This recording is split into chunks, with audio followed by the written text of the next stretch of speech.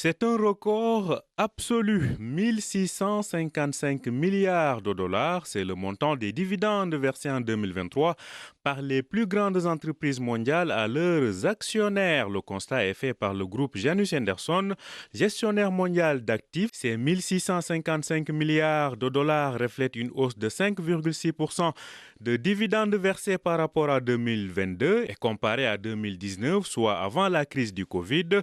La performance est de 15%, autant dire que les plus grandes entreprises n'ont jamais été aussi en bonne santé et ces 1655 milliards de dollars de dividendes incluent uniquement les 1200 entreprises les plus importantes en capitalisation boursière, mais cela équivaut à 85% des dividendes payés dans le monde. En tout, 22 pays ont enregistré des records, comme c'est le cas aux États-Unis, en Indonésie, en Allemagne ou encore en France. D'ailleurs, à la Bourse de Paris, les spécialistes ne sont pas du tout surpris. Eric Lewis est le rédacteur en chef des publications Agora. Il s'exprime sur Boursorama.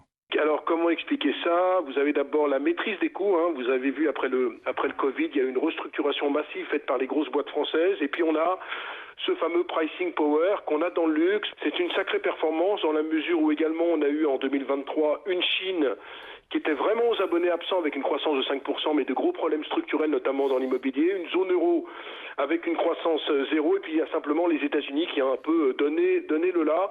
Le secteur bancaire est le plus rentable pour ses actionnaires puisqu'il pèse près de la moitié de la hausse des dividendes dans le monde en 2023. Cela s'explique par la hausse des taux d'intérêt selon l'étude publiée par le groupe Janus Henderson.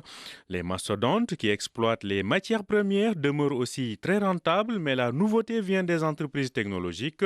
Celles-ci occupent pour la première fois la tête de ce classement. Microsoft et Apple tournent à plein régime et font le bonheur de leurs actionnaires. En un mot, les grandes entreprises mondiales ne connaissent pas la crise et cette situation florissante devrait se poursuivre en 2024. Eric Lewis est rédacteur en chef des publications Agora.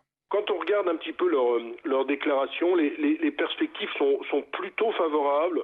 Il n'y a pas de véritable inquiétude de la part des PDG. Justement, confirme le groupe Janus Henderson, la croissance des grandes entreprises mondiales va se poursuivre cette année encore avec des versements de dividendes en hausse de près de 4%.